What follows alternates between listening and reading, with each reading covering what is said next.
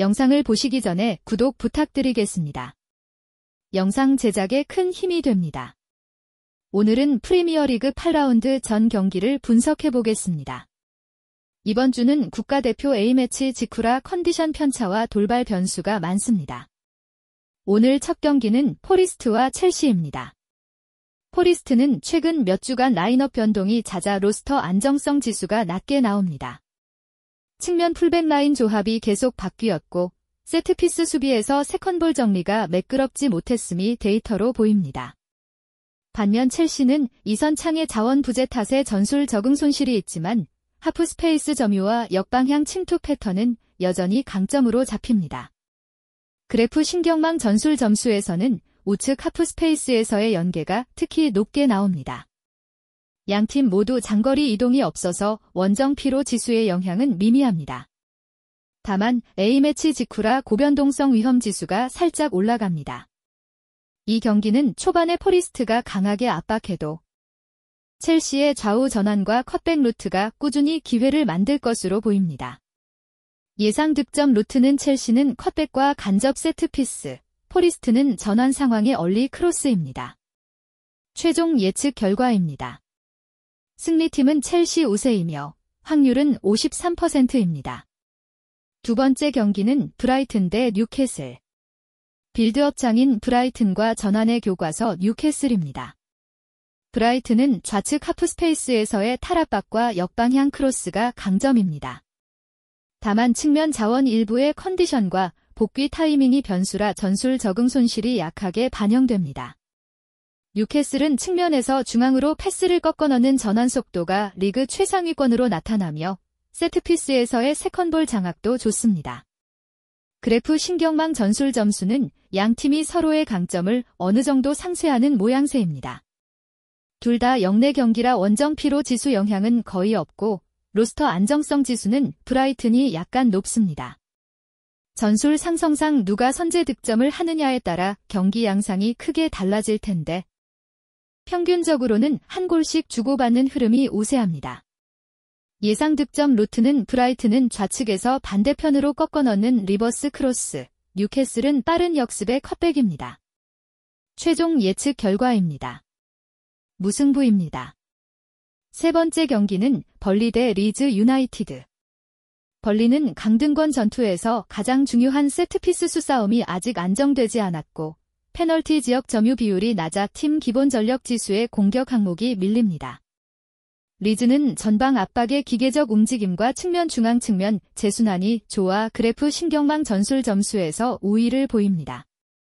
특히 하이프레스로 유도한 실수를 곧바로 슈팅으로 연결하는 확률이 높습니다. 두 팀 모두 장거리 이동이 없어 원정 피로 지수는 무시할 만하고 로스터 안정성 지수는 리즈가 조금 더 높습니다. 고변동성 위험 지수는 중간 수준으로 득점을 주고받을 가능성이 있습니다. 벌리는 세트피스가 가장 확률 높은 루트이고 리즈는 압박 유도형 턴오버 직결 공격이 핵심입니다. 최종 예측 결과입니다. 승리팀은 리즈이며 확률은 44%입니다. 네 번째 경기는 크리스탈 팰리스 대 본머스. 팰리스는 촘촘한 두 줄 수비와 박스내 슈팅 억제가 강점이라 팀 기본 전력 지수의 수비 항목이 높게 나옵니다. 본머스는 전환 속도는 빠르지만 박스 안에서의 슈팅 품질이 일정하지 않아 평균 기대 득점 대비 효율이 흔들렸습니다. 로스터 안정성 지수는 팰리스가 소폭 우위이고 전술 적응 손실은 두 팀 모두 경미합니다. 양 측면에서 개인 돌파가 통하는 날에는 본머스도 위협적이지만 기본값은 팰리스의 저득점 관리가 앞섭니다. 예상 득점 루트는 팰리스의 세트피스 세컨볼과 하프 스페이스 컷인, 본머스의 빠른 전환과 골문 앞 컷백입니다. 이 경기는 초반 선제골이 나오지 않으면 경기 템포가 낮게 유지될 가능성이 큽니다. 고변동성 위험 지수도 낮은 편으로 나옵니다. 최종 예측 결과입니다. 승리팀은 팰리스이며 확률은 41%입니다. 다섯 번째는 맨체스터 시티와 에버턴입니다. 시티는 중원 핵심의 결장 변수가 있었지만 전체 빌드업의 구조적 강점은 유지되고 있습니다. 페널티 지역 점유율, 세컨볼 회수, 하프스페이스 원투 패턴이 모두 팀 기본 전력 지수에서 상위로 찍힙니다. 에버턴은 전환 역습과 세트피스가 살 길입니다만 점유를 버티는 동안 벌어지는 박스 안 수비의 집중력 저하가 위험 요인으로 반복됩니다. 로스터 안정성 지수는 시티가 우위이고 전술 적응 손실은 에버턴이 더 크게 잡힙니다. 원정 피로 지수는 미미하고 고변동성 위험 지수는 낮은 편으로 시티가 선제 이후 속도 조절을 할 그림입니다. 예상 득점 루트는 시티의 중앙 원투와 간접 세트피스 리바운드, 에버턴의 롱스로와 역습 한방입니다. 최종 예측 결과입니다. 승리팀은 맨시티이며 확률은 70%입니다. 6번째 경기는 선덜랜드 대 울버햄프턴 원더러스. 울버햄프턴은 빠른 전환 속도와 측면에서 중앙으로 파고드는 드리블이 강점이고 선덜랜드는 좌측 오버래핑과 크로스 패턴이 견고합니다. 전술 적응 손실은 양팀 모두 미미하고 로스터 안정성 지수도 큰 격차가 없습니다.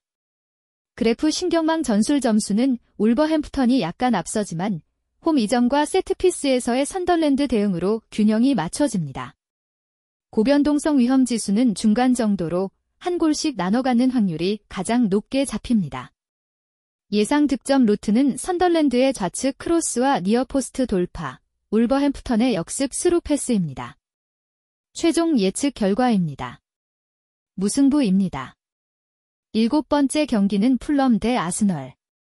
풀럼은 측면과 풀백 자원에서 결원이 겹치며 전술 적응 손실과 수비 전력 지수가 동시에 하락했습니다.